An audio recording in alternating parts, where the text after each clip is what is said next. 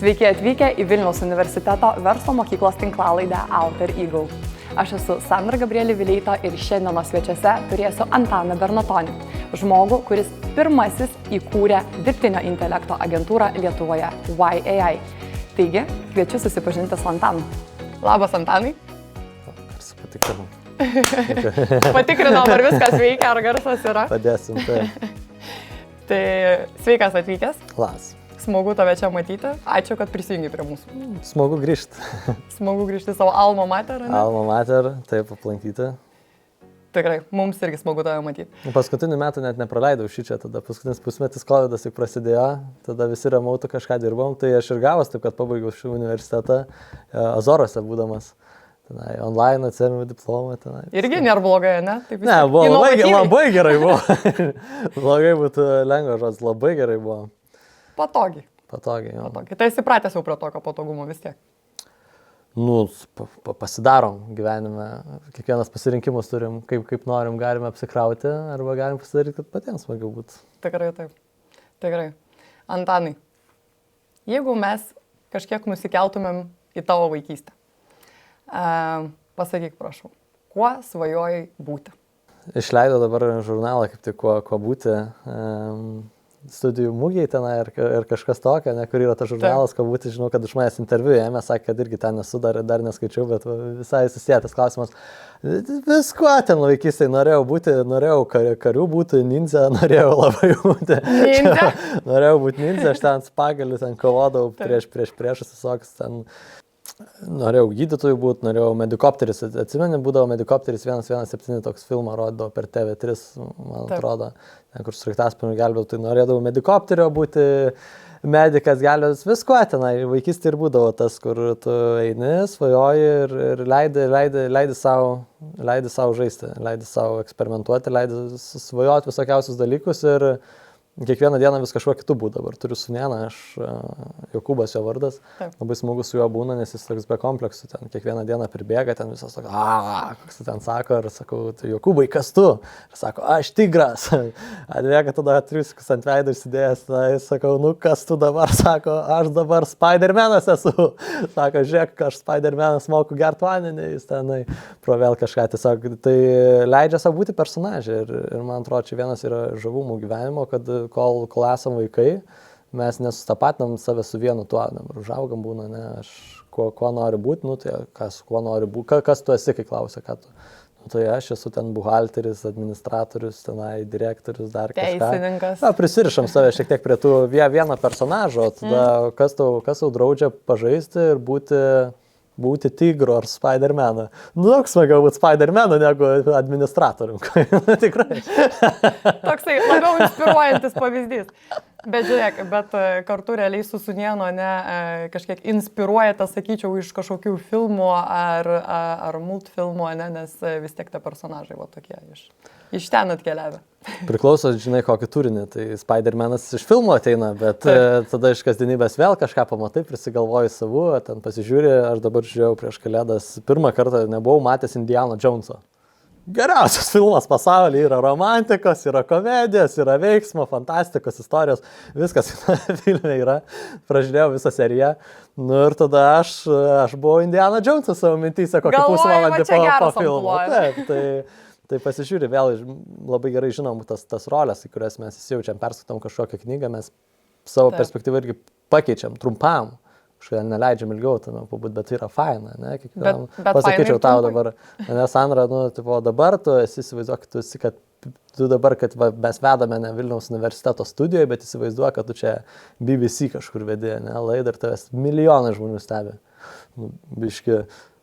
Gal trumpam susijaudinti, yra truputėlį, ne, ten toks, ir atrodo, čia mums tiesiog maža perspektyva galvoju, kuri pasikeičia, bet mūsų elgesys nuo to irgi pakinta kitaip, mes performanam truputėlį kitaip, ne, ir čia yra visai žavumo tame, kad kiek daug pastarosiam savaitėm labai ir apskritai visą gyvenimą galima to labai įsitikinti, kad tie ribojimai kažkokie mūsų galvoje tiesiog yra. Tu gali laikyti tos klausimus, aš pas papasakosiu, žinau, ką šiandien noriu. Gerai, aš tiesiog manau, kad galiu tiesiog pabūti čia, dabar būti tau eteriu ir Antanai, tu papasako, ką. Žinai, ten mažai ant scenos laiko praleidžiu, tai tos perspektyvos tiesiog mintys, ne, kad mes elgiamės, bet kartais tas apribojimas ir atsiranda, save patys paribojam, kad aš dabar esu tokio rolėje, tose aplinkybėse, kuriuose esu ir ilgiuosi pagal jas. Ir tai, manau, vadinasi, rezultatas, outcome'as, rezultatas iš tos situacijos irgi yra labai ribotas priklausomai nuo jos.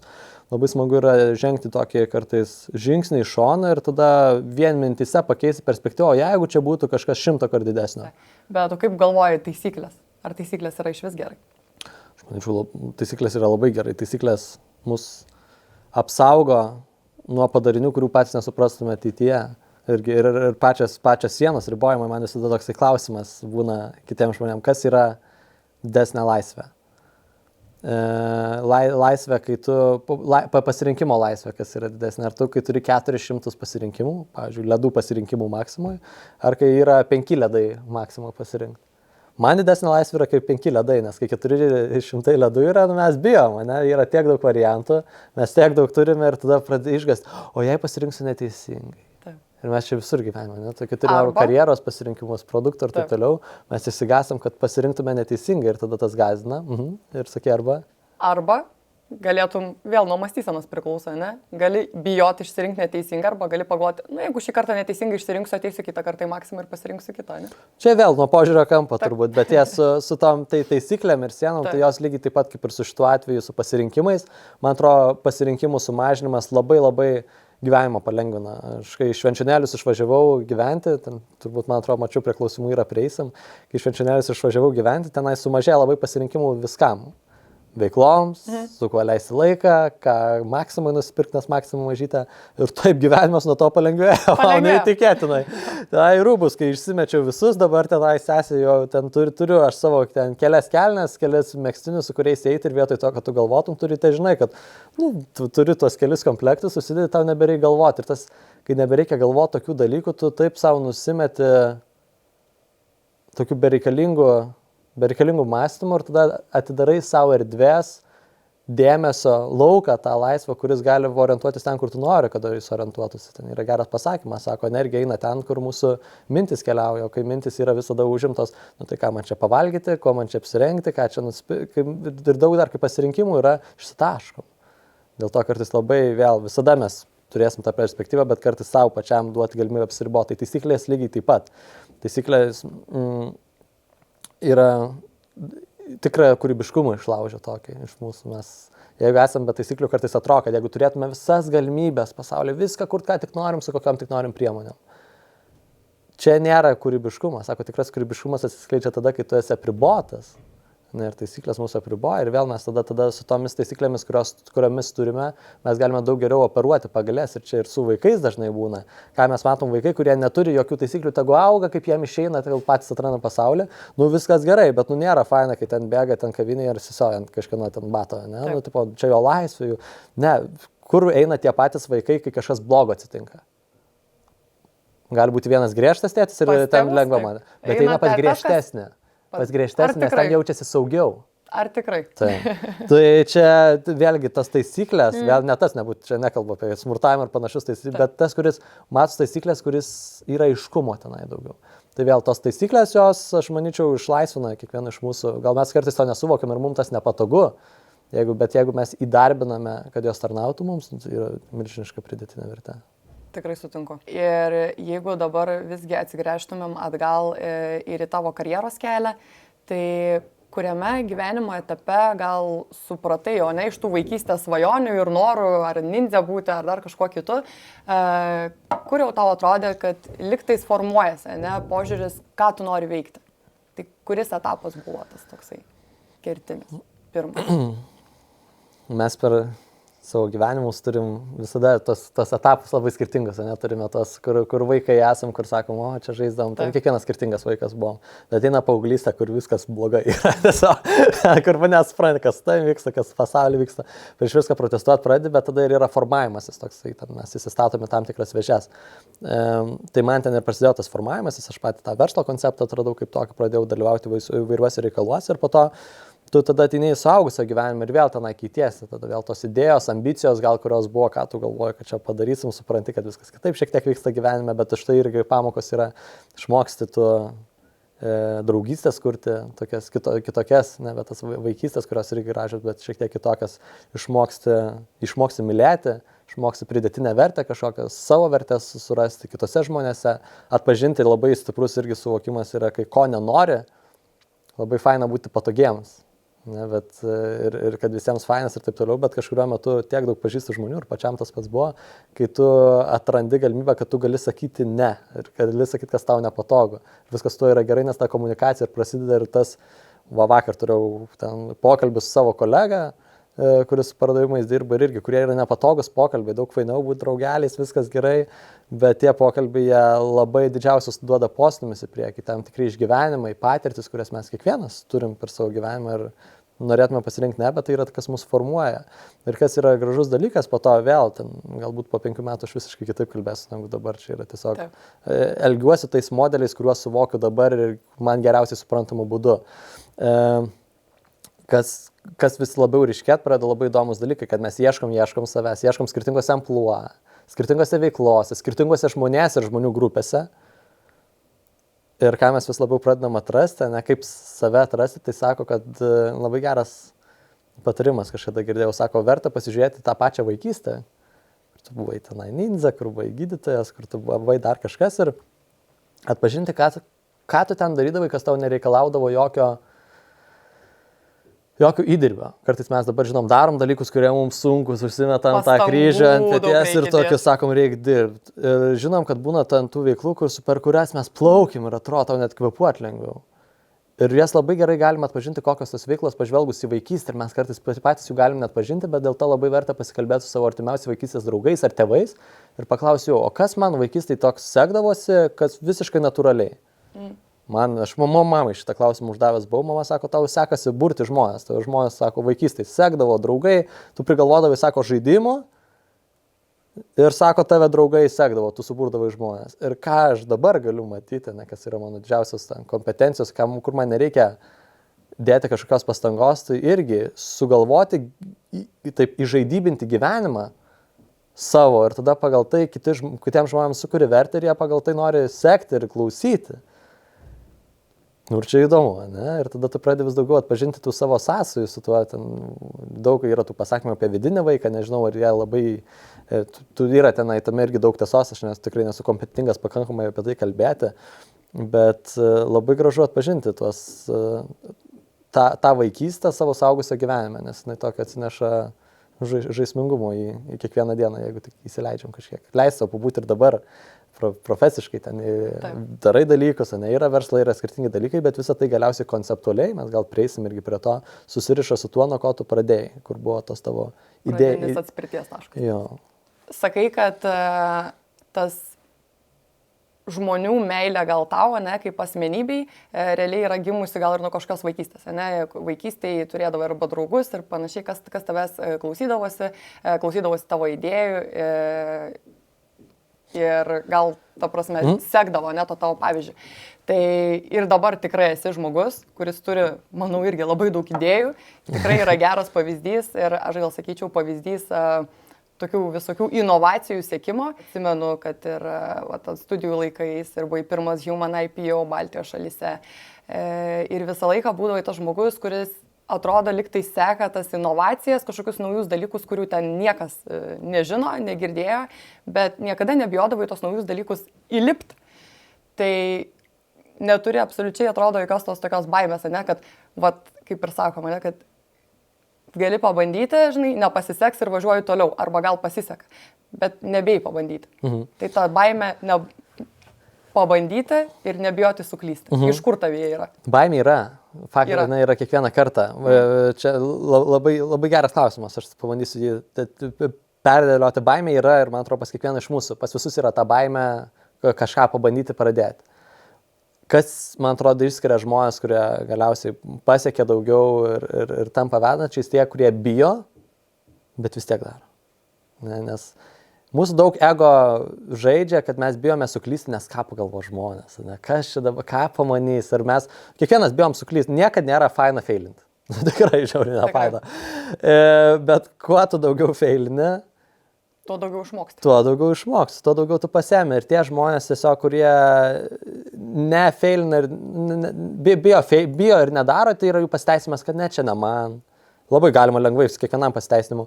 Gal kažkada vėliau, gal dar mes tiek galime ištraukti visi pasiteisinimu. Ir klausimas, ne, o ar aš noriu būti tas, kuris ima teisinas, ar imu, kas blogiausia gali nutikti. Nuimsiu, sufeilinsiu, pasijuok žmonės ir tada tu labai išmoksti, tu žengi žingsnį ir vis tiek feilini ir ką tu išmoksti daryti iš savęs pats pasijuok. Ir tada tu juokės kiti ne iš tavęs, o su tavim kartu. Ir ten faktas, kad tu pabandai 100 tų technologijų, čia technologijos viena iš tų 100 idėjų, eini tai, kas nežinoma. Ir bet tu vėl tą visą priėmė, ką ir kalbėjom prieš tai, tu priėmė per žaidimą. Kad čia yra mano tokia aplinka žaidimo, kurią aš susikūriu ir aš kažkokią noriu. Ar aš noriu žaidimas, kad mano būtų fotelis ir ten ekranas ir aš Netflixą žiūriu. Čia irgi yra žaidimas, turbūt daugelio žmonių. Ar aš noriu to žaidimo, kur aš einu, krentu, susižaloju, bet aš turiu tą istoriją, kurią po to galiu pasakoti. Kur mano žaidimas, jis pripildytas dalykų kiekvieną dieną, įdomių žmonių, įdomių istorijų, nuotykių, kur nepavyksta dalykai. Kur po to ir pavyksta kažkas dėl tų pamokų, bet čia yra tas mano žaidimas, kurį aš noriu tokį žaidimą, kuris turi ir tų ramių periodų, bet kurie vėl pripildyti to daug daugiau skonio, daug daugiau įdomybių. Tai ta baimė tikrai jinai yra. Kas yra išmokimas? Išmokimas leisti savo žengti tą žingsnį net ir bijant. Ir šitoje vietoje čia viskas vėl sueinam, kas mūsų galvoje yra. Aš jeigu sėdėsiu, pergalvosiu ir galvosiu tobulą planą, čia tas labai ilgai mes galim užtrukti tada. Daug geresnis dalykas yra, kad pradėti visiškai prastai kažkoks padarytas veiksmas yra daug geriau negu tobulas planas galvoje. Kaip ir su tom daugybė tam alternatyvų yra. Yra geriau vienai gyventi idėja prasta negu 100 tobulų galvoje. Nes niekas neturi jokios materijos, kol mes nepadarome veiksmo kažkokio. Čia Eugenijus Laurinaitis ar Laurinavičius, ne, yra toks psichologas, psichoterapeutas, mes ant tos pačios scenos praeitą savaitę buvom ir prieš tai kalbėjom ir jisai labai gerai tą ir pasakė, sako, mes galvojam, mes idėjas dėliojam, bet tai nėra materijos, to nieko nėra, kas mūsų galvoja, kol mes to nepadarom į kažkokią formą. Tai formai padaryti reikia žengti žingsnį ir tam žingsniui reikia drąsos ir bijo visi. Tu nori pasirinkti, ar tu nori tas ir bailiukas būt, kur vaikystėje paskaitas skaitydavom, kur slėpdavosi tenai po grybukų, po obolių ar ten ko nori. Ar tu nori tas, kuris žengia žingsnį ir ten kaip tas trečias brolis Jonas, kuris išėjo pasaulio laimės ieškoti. Nu, durnas dažniausiai tas Jonas būna, bet žiūrėk, kiek jis istorijų pragyvena galiausiai ir tada grįžta ir su turtais, ir su drakono galva, ir su dar kažko ir po to skaitom. Va. Ten daug įdomiau negu pirmo brolio, kuris ten jūrugis pjovė kažkur kieme. Taip, tikrai. Bet apie tą drąsą kalbant, ar jinai kažkaip išsiugdo, ar jinai tiesiog palaipsniui ateina, išsiugdo? Viskas, faktas, kad viskas išsiugdantis, kiekvienas mes turime, ateiname, yra mūsų skirtingos startinės pozicijos, bet kur mes finišuojam, priklauso nuo kiekvieno iš mūsų. Ir tas ugdymas, jis gali prasidėti nuo labai labai mažų dalykų. Mes galvom, jau kai galėsiu, jau kai galimybės bus, tai aš jau priimsiu sprendimus. Nepriimsiu tų sprendimų ir pas tave tos galimybės neteis, jeigu tu nuo mažų dalykų kiekvieną dieną nepradėsi. Kaip su investavimu, čia irgi investuoti reikia pradėti ne tada, kai tu jau ten turi daug pinigų. Nuo mažiausių dalykų, man kai buvo 15 metų, aš turėdavau ten, tėvai kiek ten, po 40 litų ar eurų buvo ten, gaudavau per mėnesį, čia buvo mano dalis. Aš iš karto pradėjau, mano 30 eurų eidavau investicijas ir aš per mėnesį 10 eurų išgyvendavau ir tada ieškodavau būdų, kaip daugiau užsidirbti. Ir vien jau tada turėdavau savo struktūrą, kad žinai, tiek taupimų, tiek investavimų, tiek dar kažkur. Ir tai tapo mažų įpročių ir dabar dėl to man tą lengva, vis dar tą pačią sistemą seku beveik, kur ten man buvo prieš 10 metų, kai man 15 buvo. Tai lygiai taip pat ir su žingsniais. Mes pradedam nuo mažų kiekvieną dieną. Na, ar aš išdrįsiu šiandien eiti pasportuoti. Nu, bet biškį tingiau. Nu, padaryk tada 2 atsispaudimus bent ir tai jau bus daug geriau. Kitas pavyzdys yra, ten vėl buvo, kur prasidėjo Covidas. prasidėjo COVID ir užsidarinėjo sienos ir irgi tada galvoju, ar aš noriu Lietuvoje čia dabar būti? Ne, aš galvoju, noriu varyti į Azorus. Nusipirkau į vieną pusę bilietus, man draugai irgi turėjo varyti. Ten sako, jo, varom ir tada, kai pradėjo artėti ten po kelių dienų, sako, ne, mes žinok, čia nesaugu kažką ir aš išvariau, nes nebijau to žingsnio, jie pabijojo. Su savo buvusią draugę. Ir tada tai gavosi vienas fainiausių laikų gyvenime, kuris buvo.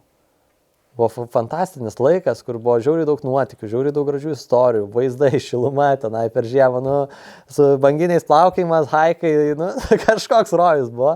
Ir dėl to, kad buvo biški drąsos, buvo nežinomybės, kaip čia universas reaguos. Labai gerai reagavo, viskas gerai. Kaip čia bus kiti dalykai. Taip, sudarė tas galimybės, viskas galiausiai gerai išėjo. Ir tai per tokius mažus kartais sprendimus tada ir didesni jie ateina, nes tada pas tave ateina ir geresnės galimybės, pas tave ateina ir įdomesni žmonės, tada ir tu pats leidi tam eiti gyvenimą, mes susikuriam tą infrastruktūrą aplink save, kiek mes norim įsileisti.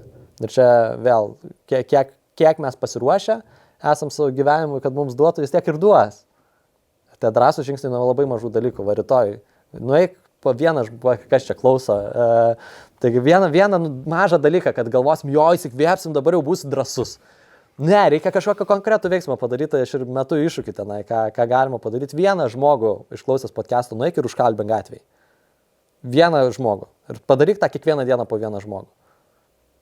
Savo prasme, gyvenimas nerealiai pradės keistis, nes kai kurie tiesiog awkward bus, bet daugumai mūsų faina, nieks nebekalbina gatvėje. O taip smagu. Ir gal tai niekur nenuves mane, tai gal kažkur susipažinsi, gal tai bus draugystės, galbūt tai verslai. Mano pirmas darbas buvo 16 metų, jau toks rimtas normalus ir nepadavėjas buvau, o va šičia kitoje gatvės pusėje yra Saulėtekos slėnis, mane ten pakvietė su Saulės energetika dirbti įmonę. Tuo metu buvo 5 žmonės ir aš tada irgi tiesiog prieėjęs prie vieno bičo, mes susibendravom, tada jis pakvietė tenai dirbti, buvo man 16 metų, pradėjau su distribucija į užsienį dirbti saulės panelių. Šiai dienai tai įmonė turi 100 + žmonių, mes turim puikų santykių su jais, tenai kitus projektus pasikviečia pakonsultuoti taip toliau.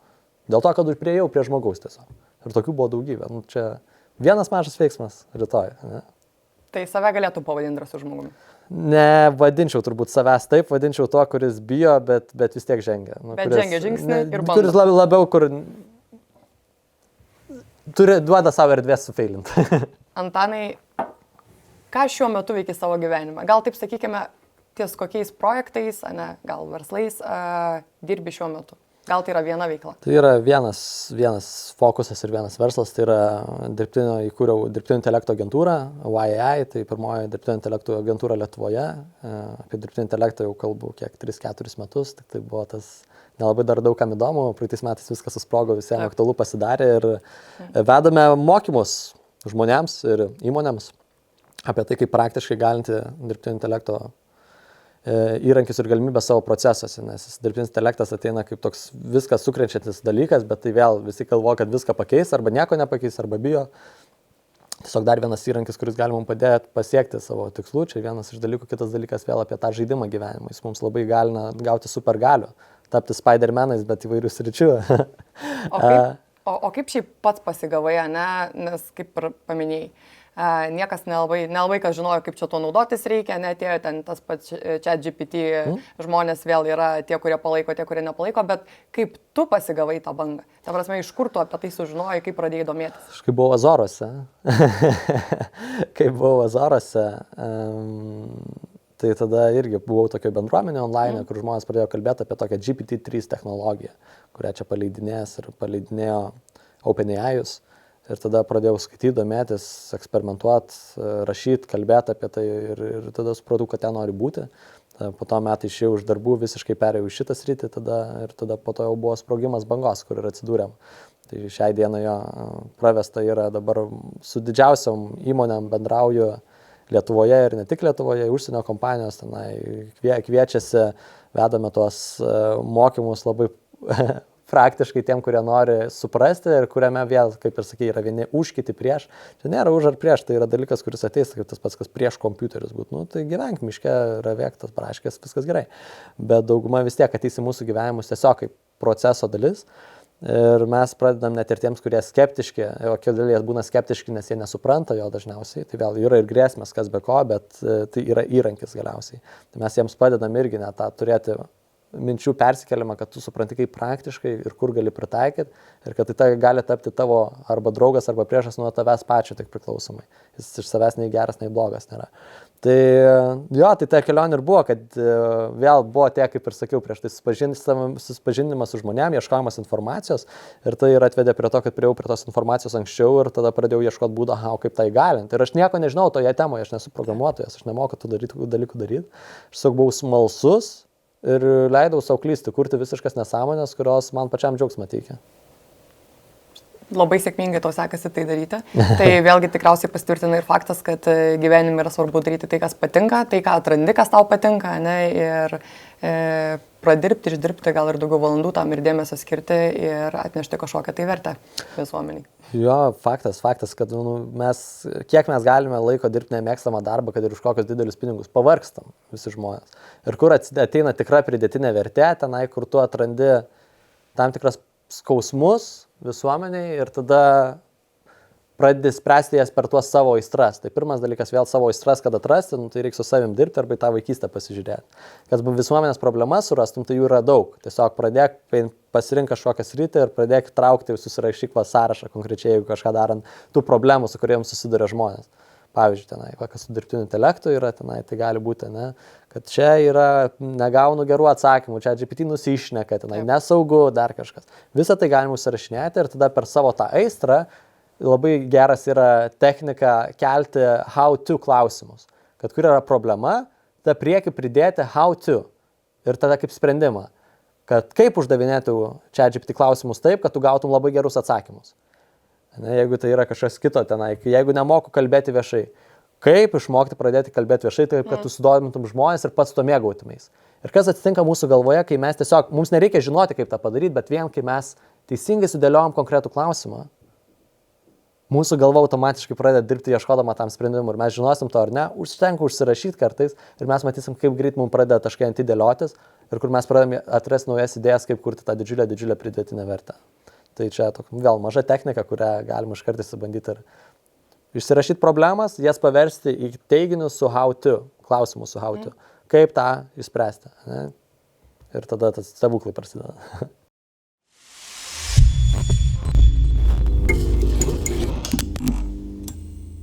Žinau, kad esi ir kūrybiškas žmogus, tikrai kūrėjai ir muziką, ir buvai pasinėręs į tokį kūrybinį gyvenimą. Tai papasakok, kaip ta kūryba buvo atsiradus tam gyvenimo etape.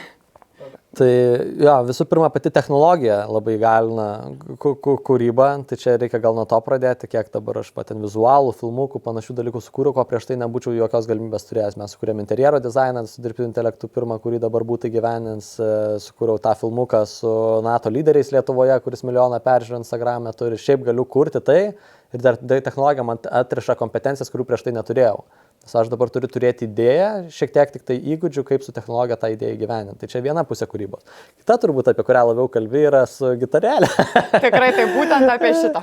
Jo, tai vėl tas gyvenimas yra, man būna labai juokinga namuose, kai grįžti, tu susitinki su žmonėm ir labai stengiuosi vėl netrodyti per daug protingas, nevaidinti kažko, kas nesu. Eiti per tą paprastumą, bet vis tiek namuose mes vis tiek visur esam su kažkiek tų kaukų, namuose atsiskleidžia, kokie mes iš tikrųjų esam ir būna juokinga, nes namuose, kai grįžti, tu pavargęs po susitikimų, po reikalų, po tų minčių visokiausių, ką aš labiausiai mėgstu daryti, tiesiog imti ir pradėti grot. Nors su pianinu nelabai gerai moku, bet kažką tenai halturim galima. Jo, gitarą, tenai smuikas, harmonika ar kas tai bebūtų, pasiemi, pradedi groti ir kas yra labai nuostabus efektas muzikos. Nes muzika, jeigu tu pats ją drąsiai eini ir tu nebėjai traukti kitus, jinai visiems tokią dvasią atrodo pakelia. Tai namuose būna, kad imu pradedu dainuoti ir pradžiu gal, jeigu ten būna suirzę ar ten apsipykę ar kažką, tai pradžiu negrok. Bet po to pradedu, aš kadangi niekada neatsimenu dainų žodžių, čia mano yra problema. Ar čia visą laiką būna improvizacija? Visada būna improvizacija ir kažką tiesiog tu ant viršaus kuri pagal situaciją. Ten, pavyzdžiui, yra vanduo, yra Sandra ir ne. Sandra geria vandenį ir ten kažką ir atrodo, ten kažkas tada kikena, tada duodi šansą jiem įsiterpti ir jie, bet aš nemoku, pabandyk. Ir tą darau šeimoje, tą su draugais kartais darau. Ir visur yra tas pats efektas, kad visi atranda, kad savyje, kad mes turim irgi tą galią kurti. Tai Tai tas yra apskritai vienas žaviausių dalykų, kaip mes gyvenime mėgstam apsikrauti, problematiškai žiūrėti, koks sunkus gyvenimas.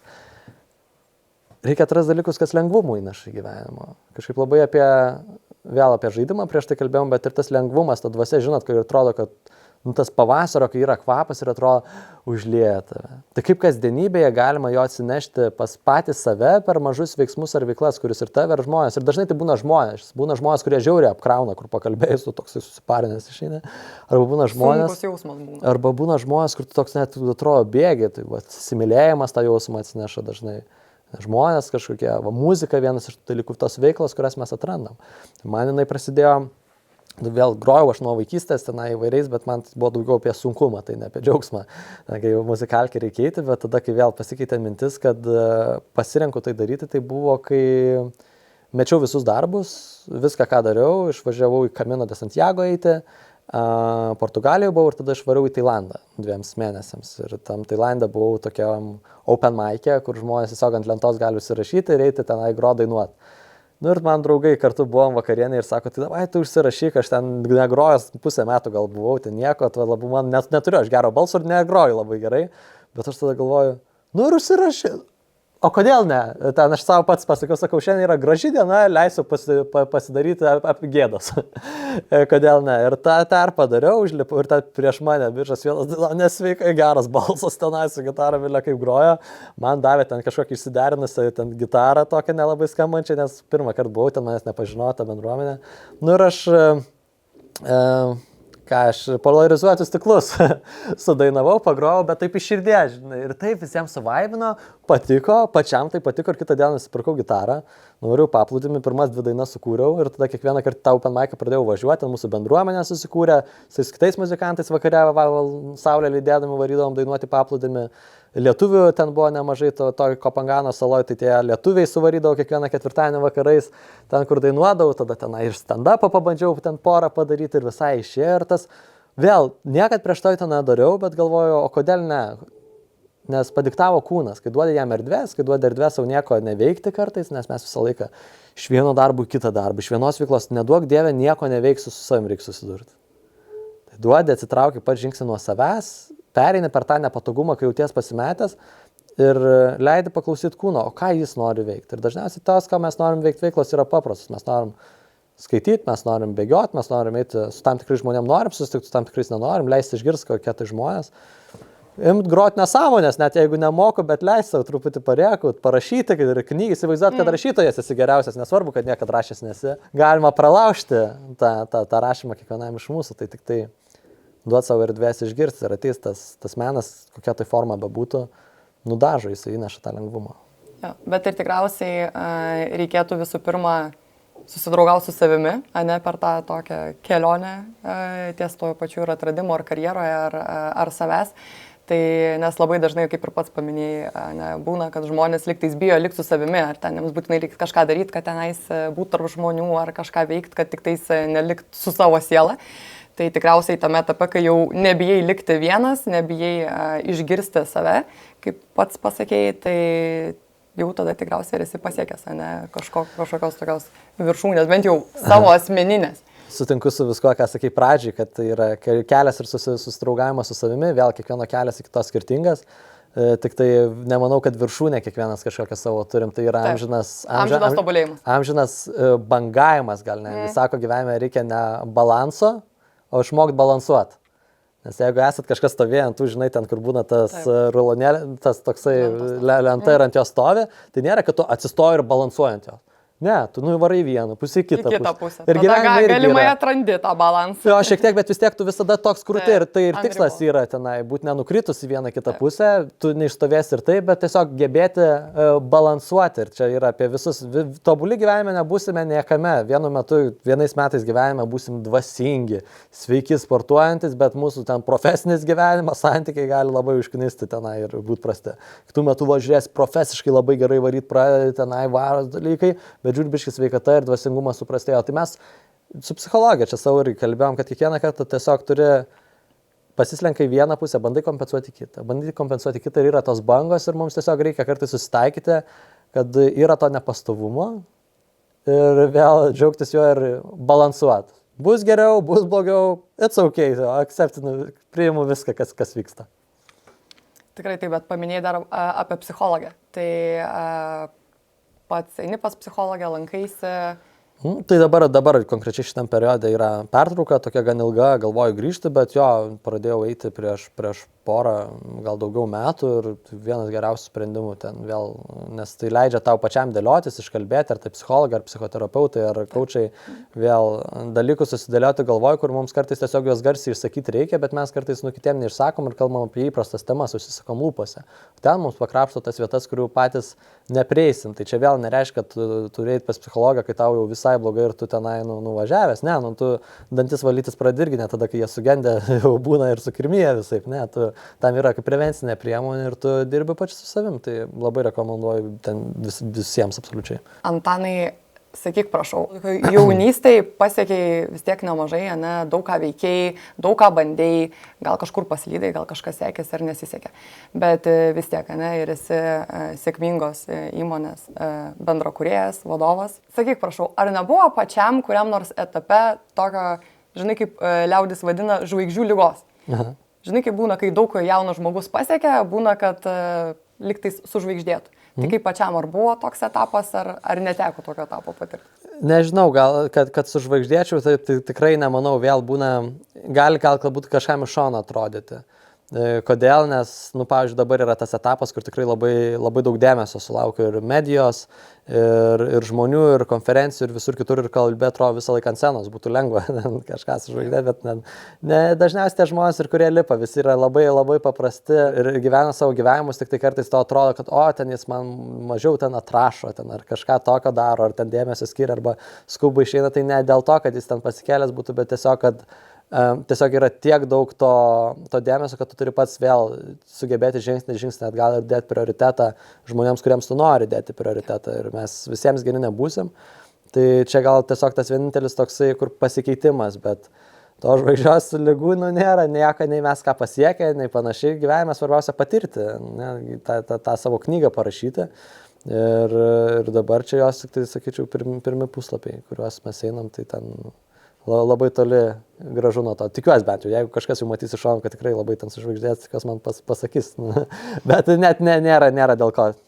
Kol kas galiu tikrai patvirtinti, kad esi labai šiltas žmogus, tai jokio sužvaigždėjimo nesijaučia šiame etape. Meluoja, prieš tai už kameros man kitaip kalbėjo, Antanai, čia sako, nusileis. Nusileis, Antanai, tu biškai paprašiau šnekėk čia per tą intervą. Antanai, dar noriu greitai paliesti tavo etapą, kuomet išvažiavai iš Švenčionėlius, pats jau esi paminėjęs, tai bet taip, jeigu trumpai, kodėl priėmei tokį sprendimą ir ką tai tau atnešė? Pavargęs buvau. Buvai pavargęs nuo miesto Buvau pavargęs ritmo. nuo ritmo, nuo intensyvumo, nuo žmonių, nuo viso to, kas tokio atrodo bėgimo šiek tiek per visą ką. Ir Švenčionėliai, apskritai miestelis, vėl ten tas sumažinimas pasirinkimų, skaičiaus atradimas erdvės save išgirsti. Miškas šalia upė, žmonės, patys artimiausi, ten mano teta su vyru ir vaikais gyveno, kuri priešais duris man kaip per Friends serialą, tik tai su vaikais jau. Norėjau klausyti, kodėl būtent Švenčionėliai, tai visgi yra šeima. Ten bendruomenė tokia, jo. Ir toks, nuramina patį, tokį nusodina šiek tiek, kad tu gebi išgirsti, ko aš tikrai noriu, supranti, kad čia jeigu nepadarysiu dalykų, nieko dėl to baisaus nebus. Vietoj to, kad versumės per galvą vakarais, kaip šiom dienom vėl grįžtų į tą, bet tu turi erdvės imti tą gitarėlę, pasimti pagrot, su vaikais pažaisti, su šeima tiesiog pasidėti apie nieką, pašnekėti ar apie kažką. Maisto pasigaminti, filmą galiausiai pažiūrėti ir tu nesijauti kažkoks kaltas dėl to. Tai tikrai labai daug kas geba tam mieste tvarkytis. Man sunkiau yra, nes aš labai įsitraukiu tą visą ritmą didžiulę. Bet toksai atsiranda erdvės atsipūsti. Bent jau mano tokios buvo priežastis. Ir turiu pasakyti, kad rezultatai, kuriuos aš turėjau, geriausiai buvo pasiekti būtent ten. Jauti, kad Švenčionėliai padėjo, sakykime, tave susigrąžinti atgal, pajausti ir išgirsti save. Ir dabar, kiek žinau, vėl gyveni miesto ritme. Pasėmiau būtą prieš kelias savaitės, tai būnu Vilniui dažniau. Laukiu labai, kada Švenčionėlius grįšiu, bet tiesiog intensyvumas dabar didžiulis, tas, kuris įtraukęs, tai vėl gal pačiam reikia irgi tą žingsnį žengti, kaip ir visi per etapus einam aukštyn žemyn. Teorija visada aiškiau ir tada kiekvieną kartą iš naujo mokytis ją turi pritaikyti praktikoje.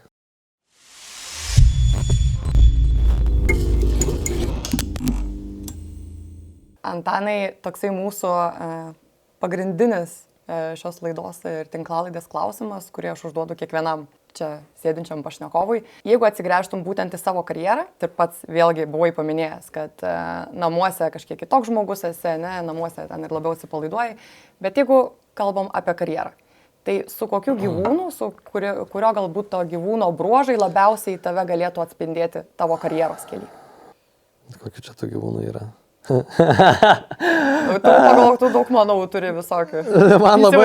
Man labai kurapkos patinka. Prašau. Bet o kodėl tau jos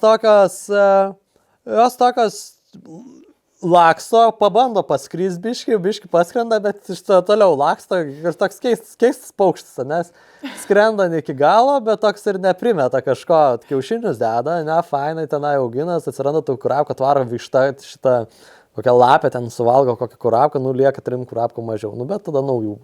Tai kodėl, nežinau šiaip kaip atsakyti reikėtų šitą klausimą, tiesiog prisimenu, kuris man patinka labai juokingas gyvūnas, o man ir gyvenimas toks, kurį nori juokingai žiūrėti. Tai aš tai toks kurapka būčiau. Kurapka būtų gerai, ne? Labai man patinka šitas atsakymas, dar tokio tikrai nesam kol kas girdėję. Tai lengviau būtų, sakė, erelis, tigras. Čia kurapka. Oi, nebegaliu. Labai fainas pokalbis, labai šiltas pokalbis. Ačiū tau, Antanai, kad skiriai savo laiko. Visoje toje savo rutinoje, kurią turi įtemptą. Tai dėkui, kad atėjai, dėkui, kad pasidalinai. Nebejoju, kad kažką inspiravome šio pokalbio. Ir nebejoju, kad žmogui, kuriam jeigu ir kiltų kokių nors klausimų, tai tikrai, manau, galėtų tau per LinkedIn brūkštelt. Antanas gal ir neatsakys iš pat pradžių labai greitai, kaip sakė, bet kai turės progos, tai tikrai prie to prieis. Tai... Ačiū. Ačiū tau, apsikabinkim. Labai fainas pokalbis buvo. Miela.